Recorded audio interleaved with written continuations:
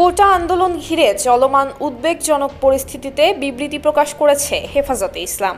আজ জুমার নামাজের পর সারা দেশে দোয়ার আহ্বান জানিয়েছে তারা। গতকাল বিকেলে রাজধানীর উত্তরায় একটি মাদ্রাসায় সংগঠনের ভার্চুয়াল সভায় হেফাজতে ইসলামের আমির শাহ মুহিবুল্লাহ বাবুনগরী এ আহ্বান জানান। তিনি বলেন, সাম্প্রতিক সময়ে বৈষম্য বিরোধী কোটা সংস্কার ছাত্র আন্দোলনকে ঘিরে দেশব্যাপী নিরীহ ছাত্রদের সঙ্গে প্রশাসনের রক্তক্ষয়ী সংঘর্ষে শত শত ছাত্র জনতা নিহত হয়েছে, আহত হয়েছে হাজার হাজার মানুষ। যৌক্তিক এই আন্দোলনকে দমন করার জন্য আইন শৃঙ্খলা রক্ষাকারী বাহিনীর মাধ্যমে ছাত্র জনতার উপর বল প্রয়োগ এবং বেপরোয়া নির্যাতন চালানো হচ্ছে। এছাড়া বিপুল সংখ্যক শিক্ষার্থী এবং সাধারণ জনতাকে নির্বিচারে গ্রেফতার করা হচ্ছে। এর তীব্র নিন্দা জানিয়েছেন তিনি। আমিরে হেফাজত আরও বলেন, চলমান নাজুক পরিস্থিতিতে আসুন আমরা সকলেই আমাদের কৃতকর্মের জন্য আল্লাহর কাছে ক্ষমা চাই।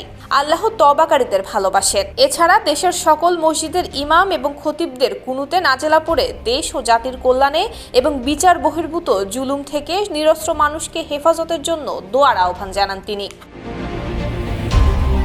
বৈঠকে সভাপতির বক্তব্যে মহাসচিব আল্লামা শায়েখ সাজিদুর রহমান গভীর উদ্বেগ প্রকাশ করে বলেন, নিয়ন্ত্রিত গণমাধ্যম এবং ইন্টারনেট সংযোগ বিচ্ছিন্ন করে সমগ্র দেশকে গোটা বিশ্ব থেকে বিচ্ছিন্ন করে নির্মম এবং নৃশংস হত্যাকাণ্ডের যে কালো ইতিহাস রচনা করা হয়েছে তার পুঙ্খানুপুঙ্খ তথ্য তাৎক্ষণিকভাবে জানা সম্ভব ছিল না। পরে বিভিন্ন মিডিয়ার কল্যাণে যেসব তথ্য উঠে এসেছে সেগুলো রীতিমতো রোমহর্ষক এবং মানবাধিকারের সুস্পষ্ট লঙ্ঘন। এ পরিস্থিতিতে দেশের সর্বত্র আতঙ্কময় ভয়াবহ এক অরাজক পরিস্থিতি বিরাজ করছে।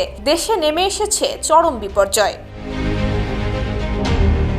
ইসলামে কোরআন হাদিসের আইন বহির্ভূত সব রকম হত্যা, রক্তপাত, অরাজকতা, সন্ত্রাস এবং সহিংসতাকে কঠোরভাবে নিষিদ্ধ করা হয়েছে জানিয়ে তিনি বলেন, গত কয়েকদিন দেশ এবং জাতির জানমালের যে সীমাহীন ক্ষতি হয়েছে তা বর্ণনা করা অসাধ্য ব্যাপার।